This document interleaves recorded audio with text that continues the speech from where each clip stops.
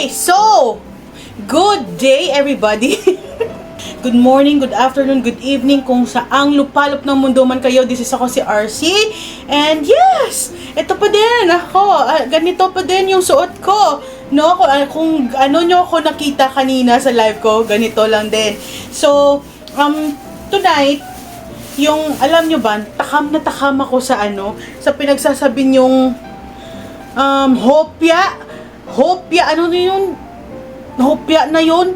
So, tignan natin, magtatanong ako if legit yun na seller, if legit yun na seller, mag-order ako para matikman ko siya.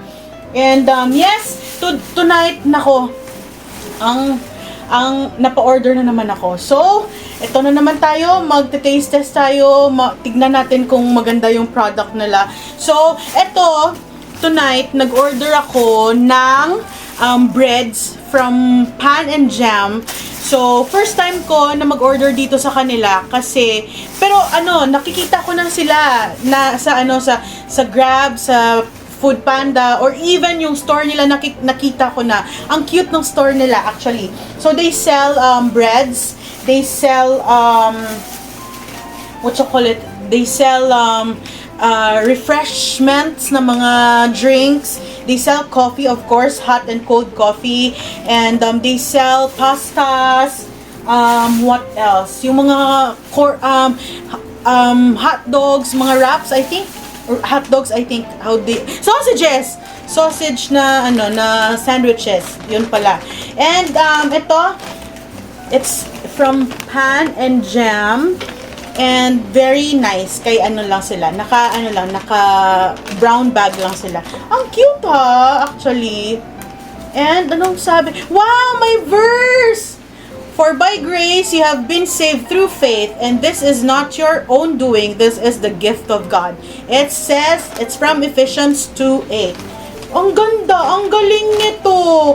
Christian siguro ang may-ari nito. Ito guys, oh. May siya. May dito, ito. Yung may siya. May verse, this one. Ay, ang galing. That's so nice, actually. Oh, diba? Pinunit na lang. So, this one, hindi ko alam kung ano to. Let's see, ano kaya ito? Oh, this is their donuts! Sugar glazed donuts. So, I ordered how many donuts I ordered? Let's see. Kasi kanina, guys, I've been in and out of the toilet. Kasi, nga, matigas yung ulo ko. Matigas yung ulo ko. Dahil kumain pa din ako ng prawns. But, hindi naman ako nagre-regret. Every time na kumain ako ng seafoods, hindi talaga ako nagre-regret. Kasi, favorite ko sila, pero ayaw nila sa akin. Ayaw ng tummy ko sa kanila. But, mulang magagawa yung tummy ko kung gusto kong kumain. Okay? So, kanina, pagdating na to, mainit pa talaga sila. So, okay, yung donut glaze is 5 pieces. 5 pieces ang na-order ko. So, ito ang itsura niya. Ay, sakay tayo dito. Maano ito?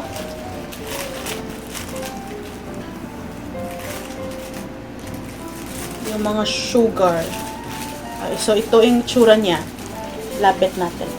So, ito yung itsura niya.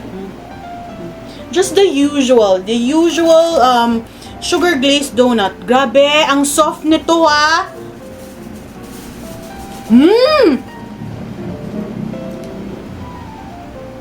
Oh my God.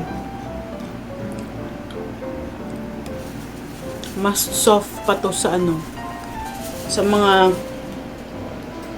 sa binibili nating sikat na donut store. Oh my God. Wow. And isipin nyo, ako siguro ang last na nag-order online kasi pag-check ko, nag-offline na agad sila. So, I think this is their last products sa sa store nila. So, pero yung quality andyan pa din. Grabe ang softness ng donut na to. Wow! Oh my God! Ang galing ah! Wow, ang galing! Oh my God! That's so good! The donut is so good! My God!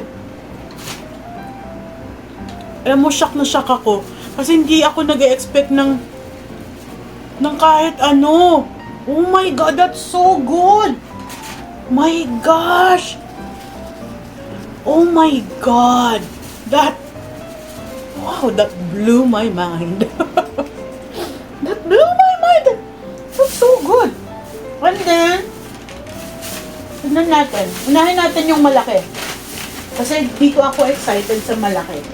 And ito ulit, may ano ulit siya. Oh, this one is a coat. Ito. Coat na naman siya.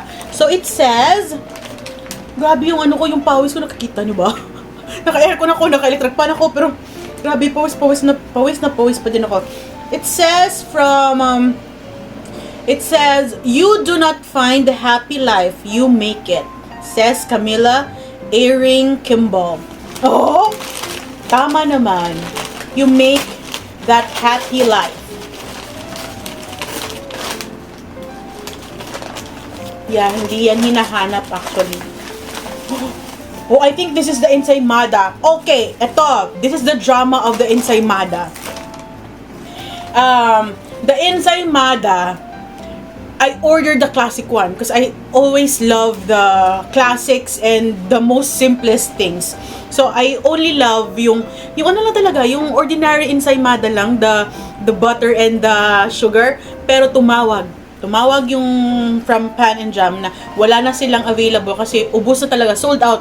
Kasi sila guys, siguro very popular sila talaga sa ensaymada nila because pag ano pa lang, like ilang hours pa lang nabukas sila, ano na agad, sold out na agad yung ensaymada nila. And ano, actually siguro tinigil nila yan yung production ng ensaymada nila, pero they just announced na binalik nila ulit because of public demand.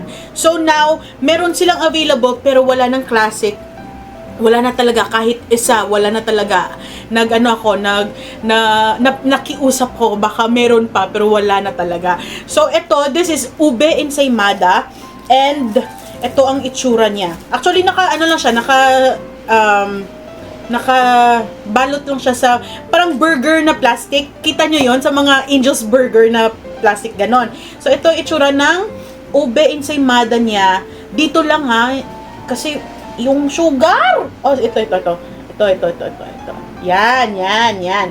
So, I ordered, ilang binigay niya sa akin. So, it should be 8 ensaymada kasi for the classic, 8 dapat ang o-orderan ko. Pero nung nag-ube na lang, 6 na lang ang binigay sa akin kasi wala na nga, hindi magkasya yung pera ko pag ano, kasi naka-grab eh. So hindi pwedeng ganon. So sabi ko, pagkasyahin na lang kung ano ang magkasya sa na-checkout ko. So ito ang, oh my God, ito ang ang itsura niya sa loob. Oh, ito. Oh my God. This is messy, pero alam kong masarap ito.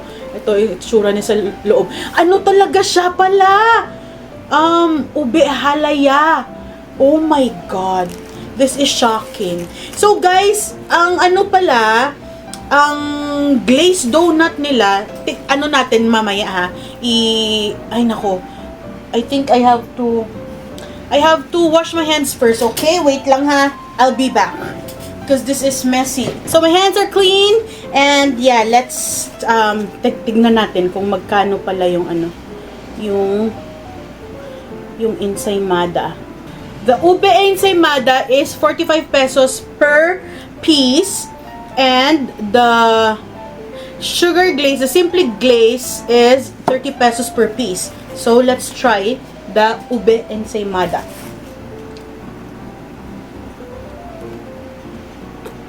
Grabe yung bread! Grabe yung bread! Ang soft!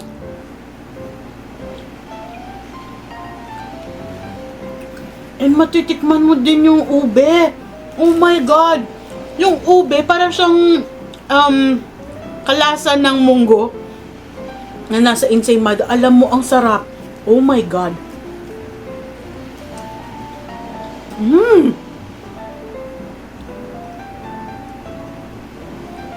Mmm! Oh my God! Look! Mmm! Oh my God, nakaka-happy to. Mmm! Oh my God! This is the bomb! My God!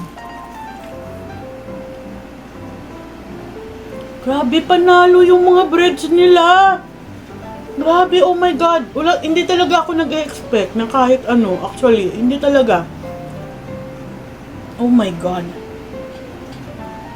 Jeez, so that is the ube ensaymada. Again, I got 6 of those. And let's go with the last item. So ito again, may ano na naman siya. May ano to? Quote, may quote siya, may quote. So ang sabi dito, there is nothing impossible to thy who will try. From Alexander the Great. Sabi niya, Alexander the Great. Yes, nothing is impossible as long as you try. So this is I don't know how to say this. Although I don't know how to pronounce it, but it's brioche cherry. Kung yun ang pagsabi nun, yun ang pag-pronounce nun. So ito ang itsura niya. So it has, dito natin lagay, pero baka mag-ano, baka ha, papatay ko siya. So ito itsura niya, para siyang bun na may laman na cheese and ube. So if you are a cheese lover and an ube lover, nako, magugustuhan nyo to. So let's try it. Magkano to? This is 65 pesos per piece. So I got 3, I think 3 or 4 of this. So tignan natin, tikman natin dito talaga sa may cheese na to.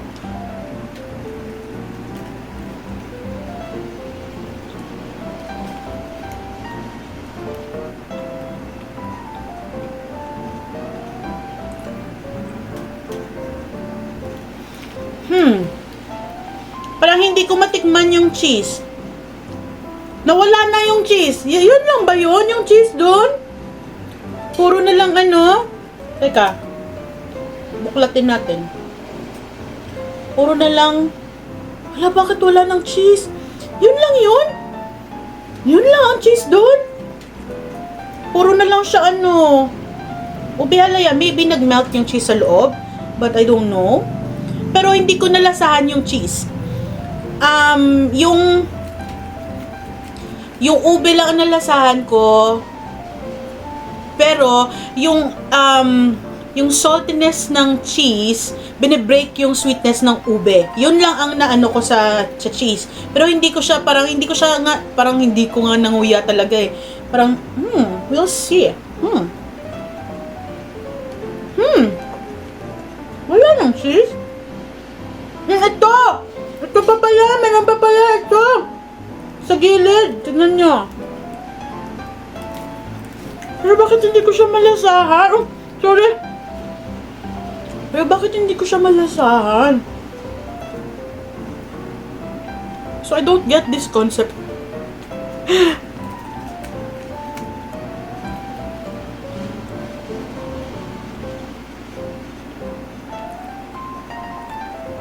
Kaya hindi ko malasahan yung cheese. Yung ube lang ang nalalasahan ko. Oh, cause the cheese doesn't have any flavor in it. Anong cheese kaya to? Wala na. Ito na lang ang maliit na cheese ang natira. Anong cheese kaya to? I'm curious. Kasi ube na lang. Maraming ube actually. Pero if you're ube lover, you will love this. Kasi sobrang dami ng ube. Ube halaya talaga siguro to. Ube halaya talaga. As in. Ang sarap. Ang harap ng ube. Pero yung cheese wala. Hindi ko nalasahan. Pero, ito. Kung papipiliin ako sa tatlong to, ang pipiliin ko, ano ko sila, ile-level ko sila. So, if papapiliin ako, itong pipiliin ko.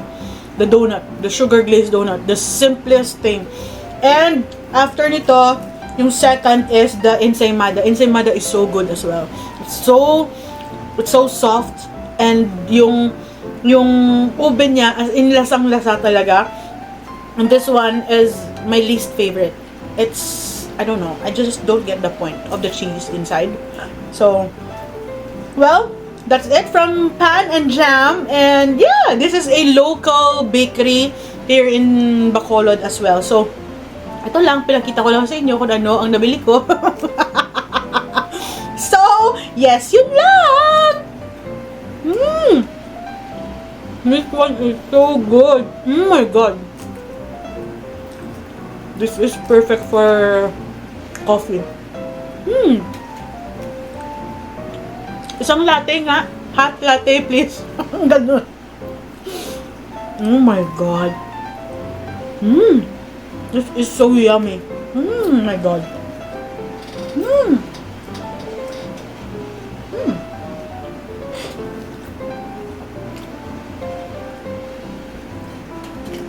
So, that's it for this video. Thank you guys sa pagsama sa akin dito. Again, this is from Pan and Jam. If you are in Bacolod, you have to check their donut. Their donut is just awesome! Their donut is fantastic, guys. So, yes, thank you. And this is ako si RC again, guys. Bye, everybody. Thank you, guys.